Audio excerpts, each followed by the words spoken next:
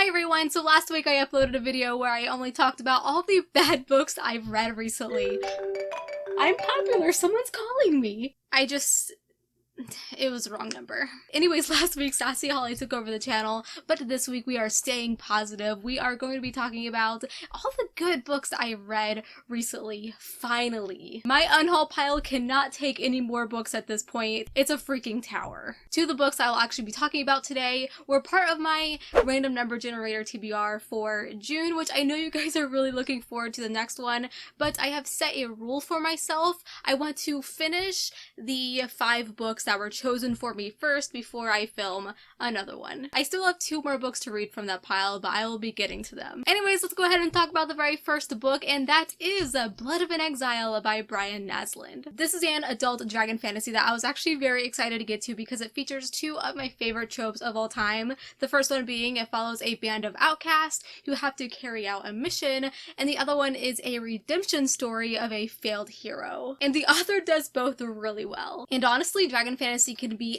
a big hit or miss for me, but this one made it so unique. It actually took the dragon aspect and made it a very integral part of this world's ecosystem, on top of having magical effects on the environment. This is following Silas, who was made in exile 14 years ago, and when you are exiled, you are forced to become a dragon slayer. Yes, that's punishment in this world. Pretty sweet punishment if you ask me. Well, Silas is actually really good at what he does. He's actually covered in tattoos for every single dragon that he has slayed. Well, when the king who has exiled him offers him a great deal and a seemingly impossible mission, Silas reluctantly agrees, which begins the adventure. The amount of banter and absolute ridiculousness that is in this group of characters or outcast was so realistic and so freaking funny. I think it was done so well. They are on a mission that is literally a death sentence, but their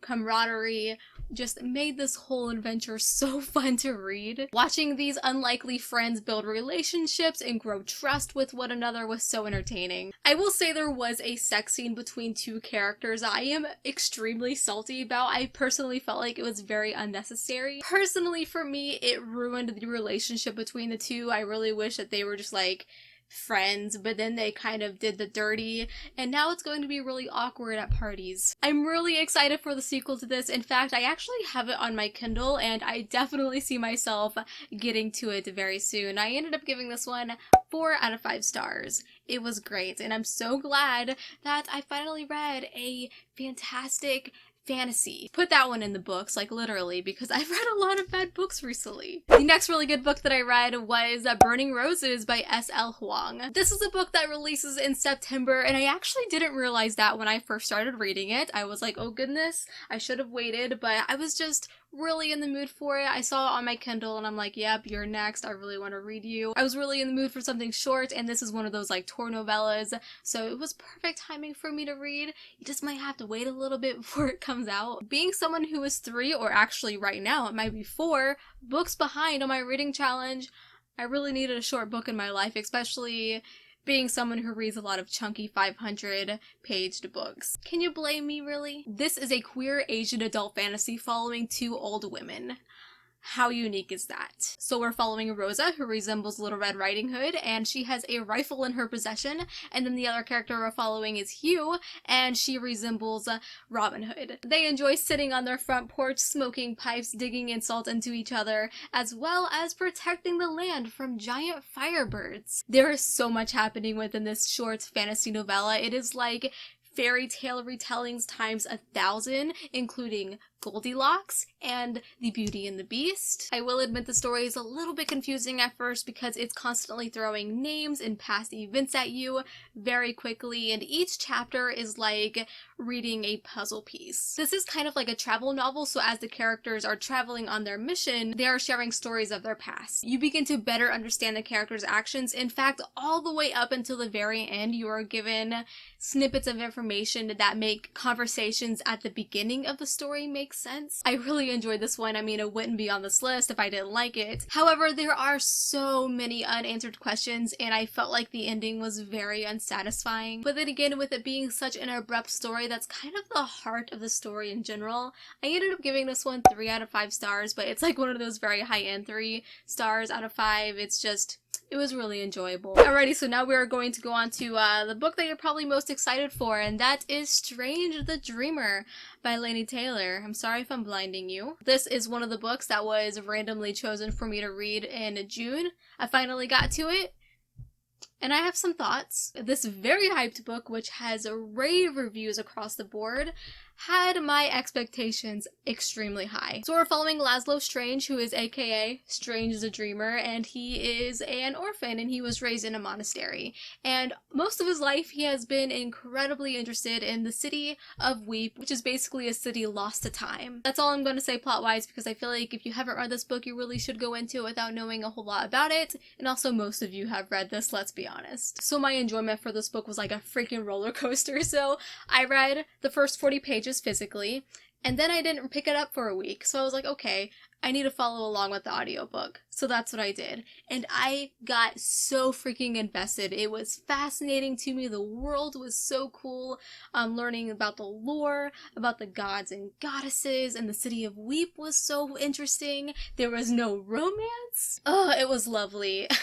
And then the second half came. There was a lot of kissing, a lot of licking. Those pretty metaphors turned into a lot of tongue action. So I ended up giving this 3.5 out of 5 stars. Amazing first half, but then the second half really got cringy for me. It dulled it down. But like, I really enjoyed this. But the romance, man, like I can't. Just so much licking. There were so many tongue scenes. Please. And the final good book that I read was Witchy by Ariel Slamette Reese. This is a graphic novel that came in a past OwlCrate, and like I said earlier in this video, I really needed some short books in my life, and wow, I loved this. It's a fantasy, specifically Asian influenced, and in this world, everyone has magic, but the strength of your magic is determined by how long your hair is. But if it's too long, you can be exterminated in what is known as a witch burning, which unfortunately happened to our main character's father. I don't want to say too much more than that because this is a graphic novel, and talking about the plot is almost like talking about the entire book. But this world was so interesting, and learning about how society works within this world I was so into. The story also explores the value and difficulty of being someone to stand up for your beliefs and ideas, and also the diversity in this book was so good. The artwork is really unique too. Everyone's facial features is really exaggerated. I don't know if you can tell right here, but I really enjoyed this. It actually really surprised me. It also made me laugh out loud a few times, but I really hope that there's a sequel to this volume in the works, because I would gobble it up. I gave it 4 out of 5 stars, and there is so much potential here. Alrighty, so those are all the good books I have read recently, but that is not the end of this video, because I have the June OwlCrate here, which I still need to open. I cannot put this off any longer. I was going to do it in my next book haul, but honestly, I have not been buying books recently, so I don't have any books to haul. We're opening this now. One thing I have heard about this crate is that the monthly book is probably the most beautiful book OwlCrate has ever done. And I am so curious. Oh yeah, I'm a rep. You can use my code HOLLY on your very first subscription. I highly recommend. Alrighty, the theme for this box was All the World's a Stage. I always throw that and then I regret it because I don't know what the items are. First thing is this box, which is very tin-y. Tin-y? Is that a word? Probably not. Okay, so it's one of those piggy banks, and I'm going to assume it's inspired by the night circus. It says, opens at nightfall, closes at dawn. That's what it looks like. Little OwlCrate emblem at the bottom. By the way, this box smells so good. It's a weird mix, but I'm assuming it's one of these two items. The first one being this. I'm going to assume it's a bath bomb, which is gonna suck because I don't take baths. I take showers. This is a shower steamer. It is!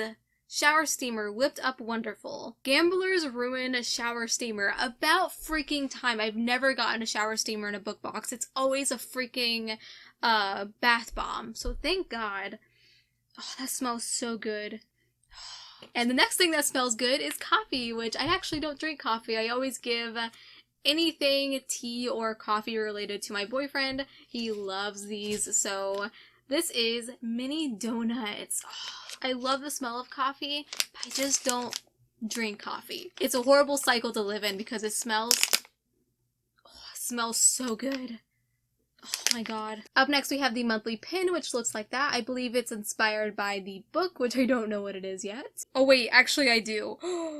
I see the book, and wow, people were not lying. Okay, we have a couple more items first though. First up is this. It's like a little notepad. What if we rewrite the stars? Oh, it's like a weekly habit tracker, like a little reading tracker. Notes, to do, habits, currently reading. That's so fun. Next, we have this box, which I'm assuming is pencils. Shakespeare pencil set. Ooh.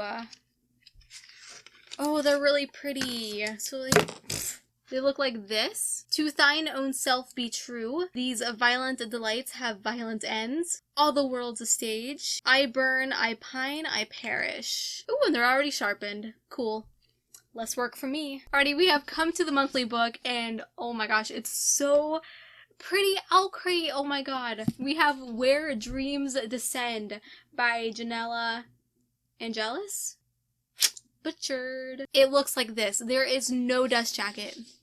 None at all. And I'm going to be totally honest with you. I love this cover so much better than the original. The original one I really didn't like because half the freaking cover was a curtain. How boring is that? The curtain is gone and it's really focusing on the character in like this chandelier, like freaking Sia up in here. That's what the spine looks like, and then the back, the stage is set. The spectacle awaits. That is so pretty. Oh yeah, signature and those freaking end papers. And we also have some stickers. And that is everything in the box. Next month's theme is Date with Destiny. It looks like that. And every single box is going to include the next mug in their Harry Potter series by Kara Kozik, which is very exciting. You can use my code HOLLY on your very first subscription. Highly recommend because, man, OwlCrate has been killing it with their exclusive editions. This is so pretty. And that's going to be it for this video. I really hope you enjoyed it. Tell me down below what good books that you have read recently because I would love to know. Go ahead and give this video a big thumbs up if you enjoyed. It helps me out so much. Go ahead and subscribe. I upload videos every single week. Follow me on Instagram at HollyArtsBooks and on Twitter at HollyNiece. And until we meet again, happy reading.